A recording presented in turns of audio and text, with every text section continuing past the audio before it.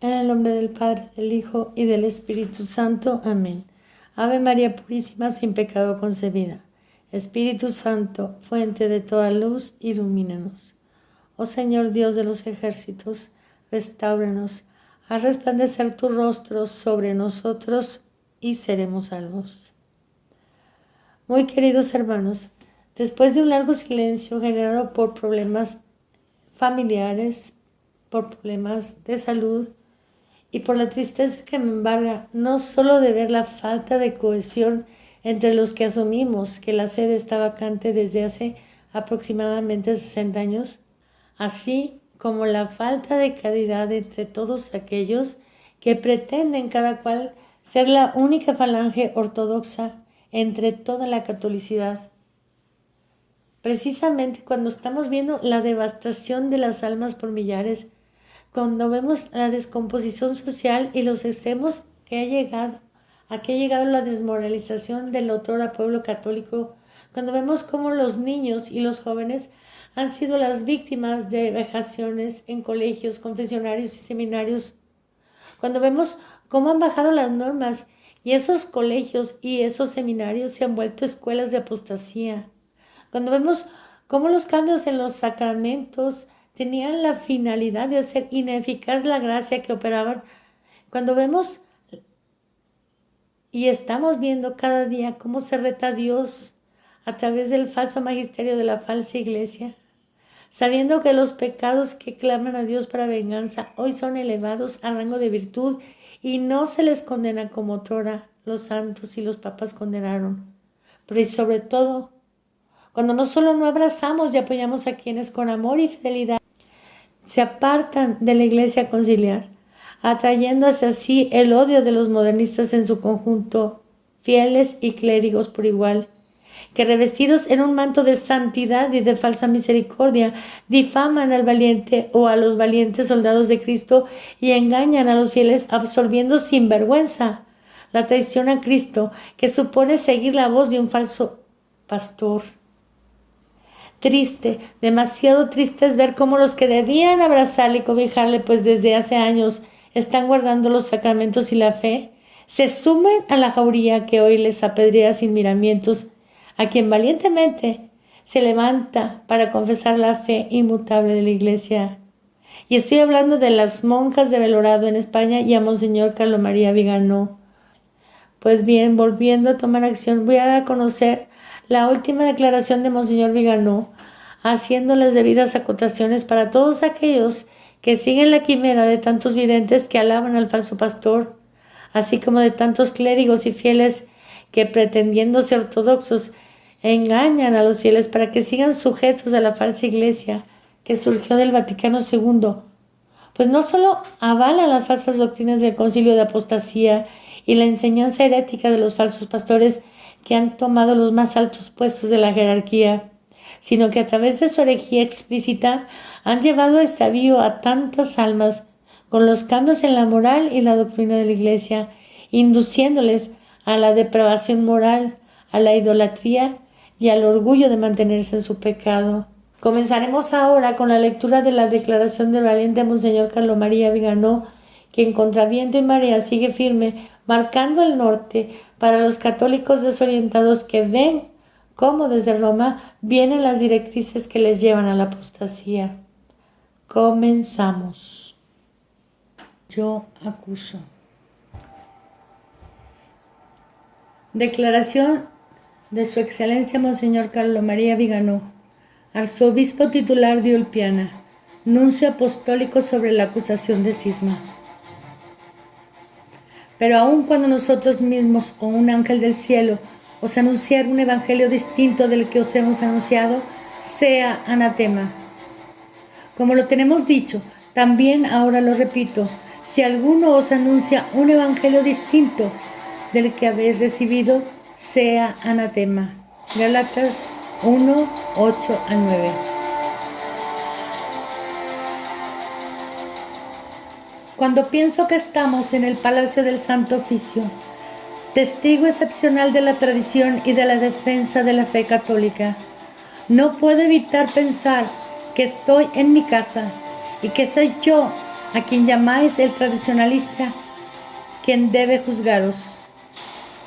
Así se expresó el arzobispo Marcel Lefebvre en 1979, convocado al ex santo oficio, en presencia del prefecto cardenal Sepper y de otros prelados. Tal como declaré en el comunicado del pasado 20 de junio, no reconozco la autoridad ni del tribunal que pretende juzgarme, ni de su prefecto, ni de quienes lo nombraron. Esta decisión mía, ciertamente dolorosa, no es fruto de la precipitación ni de un espíritu de rebelión, sino que está dictada por la necesidad moral que como obispo y sucesor de los apóstoles me obliga en conciencia a dar testimonio de la verdad, es decir, de Dios mismo, de nuestro Señor Jesucristo. Afronto esta prueba con la determinación que me da el saber que no tengo ningún motivo para considerarme separado de la comunión con la Santa Iglesia y con el Papado, a los que siempre he servido con devoción y fidelidad filiales. No podría concebir un solo momento de mi vida fuera de esta única arca de salvación que la providencia ha constituido como cuerpo místico de Cristo en sumisión a su cabeza divina y a su vicario en la tierra. Los enemigos de la Iglesia Católica temen el poder de la gracia que actúa a través de los sacramentos y especialmente del poder de la Santa Misa, terrible catejón que frustra muchos de sus esfuerzos y gana para Dios tantas almas que de otro modo se condenarían. Y es precisamente esta conciencia del poder de la acción sobrenatural del sacerdocio católico en la sociedad lo que está en el origen de su feroz hostilidad a la tradición. Satanás y sus secuaces saben muy bien la amenaza que supone la única iglesia verdadera para su plan anticristiano. Estos subversivos, a quienes los romanos pontífices han denunciado valientemente como enemigos de Dios, de la Iglesia y de la humanidad, son identificables en la inímica vis, la masonería. Esta se ha infiltrado en la jerarquía y ha logrado que ésta deponga las armas espirituales de la que disponía, abriendo las puertas de la ciudadela al enemigo en nombre del diálogo y de la fraternidad universal, conceptos que precisamente son intrínsecamente masónicos. Pero la Iglesia, siguiendo el ejemplo de su divino fundador, no dialoga con Satanás, lo combate.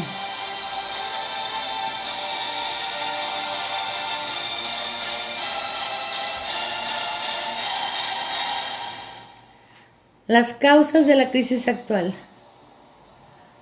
Como ha puesto en evidencia Romano Emerio en su fundamental ensayo Iota Unum, esta entrega cobarde y culpable comenzó con la convocatoria del Concilio Ecuménico Vaticano II y con la acción clandestina y muy organizada de clérigos y laicos vinculados a las sectas masónicas, encaminada a subvertir lenta pero inexorablemente la estructura de gobierno y de magisterio de la Iglesia para demolerla desde dentro. Es inútil buscar otras razones. Los documentos de las sectas secretas prueban la existencia de un plan de infiltración concebido en el siglo XIX y llevado a buen término un siglo después, exactamente en los términos en que había sido pensado. Análogos procesos disolventes se habían producido anteriormente en el ámbito civil, y no es casualidad que los papas supieran ver la labor disgregadora de la masonería internacional en los levantamientos y en las guerras que ensangrentaron las naciones de Europa. A partir del concilio de la Iglesia, se ha convertido entonces en portadora de los principios revolucionarios de 1789, como han admitido algunos de los partidarios de Vaticano II y como lo ha confirmado el aprecio por parte de las logias de todos los papas del concilio y posconcilio. Precisamente por los cambios que los francmasones venían invocando desde hacía tiempo. El cambio, o mejor dicho, el ayornamiento, ha sido tan central en la narrativa del concilio como para constituir la marca distintiva del Vaticano II y situar esta asamblea como el terminus post quem que sanciona el fin del ancien régimen, el de la vieja religión, el de la misa vieja, del preconcilio, y el comienzo de la Iglesia conciliar con su nueva misa y la relativización sustancial de todos los dogmas. Entre los partidarios de esta revolución aparecen los nombres de quienes hasta el pontificado de Juan XXIII habían sido condenados y apartados de la enseñanza por su heterodoxia. La lista es larga e incluye también a Ernesto Buonaiuti, excomulgado Vitandus, amigo de Roncalli, que murió impenitente en la herejía y a quien hace pocos días el presidente de la Conferencia Episcopal Italiana, el cardenal Matteo Zuppi, conmemoró con una misa en la Catedral de Bolonia, según informa, con énfasis mal disimulado, Il Faro di Roma. Casi 80 años después, un cardenal completamente en línea con el Papa se estrena precisamente con un gesto litúrgico que tiene en todos los sentidos el sabor de la rehabilitación, o al menos de un primer paso en esta dirección. La Iglesia y la anti-Iglesia. Estoy pues citado ante el tribunal que ha tomado el lugar del Santo Oficio para ser juzgado por cisma, mientras el jefe de los obispos italianos, enumerado entre los candidatos papales y completamente en línea con el Papa, celebra ilícitamente una misa de sufragio por uno de los peores y más obstinados exponentes del modernismo, contra el cual la Iglesia, aquella de la que, según ellos, yo sería separado, había pronunciado la más severa sentencia de condena. En 2022, en el diario Avvenire della Sera, el profesor Luigino Bruni tejía el panegírico del modernismo en estos términos. Un proceso de renovación necesario para la Iglesia Católica de su tiempo, todavía impermeable a los estudios críticos sobre la Biblia, que desde hacía muchas décadas estaba surgiendo en el mundo protestante. Aceptar los estudios científicos e históricos sobre la Biblia era para Buonaiuti el camino principal para el encuentro de la Iglesia con la modernidad. Un encuentro que, en cambio, no se produjo porque la Iglesia Católica seguía dominada por los teoremas de la teología neoescolástica y bloqueada por el miedo contrarreformista a que los vientos protestantes pudieran invadir finalmente el cuerpo católico. Fin de cita. Bastarían estas palabras para hacer comprender el abismo que separa a la Iglesia Católica de la que la sustituyó con el Concilio Vaticano II, cuando los vientos protestantes invadieron finalmente el cuerpo católico. Este último episodio no es más que el último de una serie interminable de pequeños pasos, de silenciosas aquiescencias, de guiños cómplices con los que las más altas esferas de la jerarquía conciliar han hecho posible el tránsito de los teoremas de la teología neoescolástica, es decir, de la formulación clara e inequívoca de los dogmas a la actual apostasía. Nos encontramos en la situación surrealista en la que una jerarquía se define católica y por lo tanto exige obediencia por parte del cuerpo eclesial, mientras que al mismo tiempo profesa doctrinas que antes del concilio la Iglesia había condenado y condena como heréticas a doctrinas que hasta entonces habían sido enseñadas por todos los papas. Esto sucede cuando se quita lo absoluto a lo verdadero y se lo relativiza, adaptándolo al espíritu del mundo. ¿Cómo actuarían hoy los papas de los últimos siglos? Me considerarían culpable de cisma, o más bien condenarían a quien pretende ser su sucesor. El Sanedrín modernista juzga y condena a todos los papas católicos, porque la fe que ellos defendieron es la mía, y los errores que Bergoglio defiende son los que ellos, sin excepción, condenaron. Hermenéutica de la ruptura. Me pregunto entonces, ¿qué continuidad puede darse entre dos realidades opuestas y contradictorias entre sí, entre la Iglesia conciliar y sinodal de Bergoglio y la bloqueada por el miedo a la contrarreforma, de la que se distancia ostensiblemente? ¿Y de qué iglesia estaría en estado de cisma? Si la que se dice católica se diferencia de la verdadera iglesia precisamente en su predicación de lo que aquella condenaba y en su condena de lo que ésta predicaba. Los seguidores de la iglesia conciliar responderán que ello se debe a la evolución del cuerpo eclesial en una renovación necesaria, mientras que el magisterio católico nos enseña que la verdad es inmutable y que la doctrina de la evolución de los dogmas es herética. Dos iglesias ciertamente, cada una con sus doctrinas, sus liturgias y sus santos. Pero para el católico la iglesia es una, santa, católica y apostólica.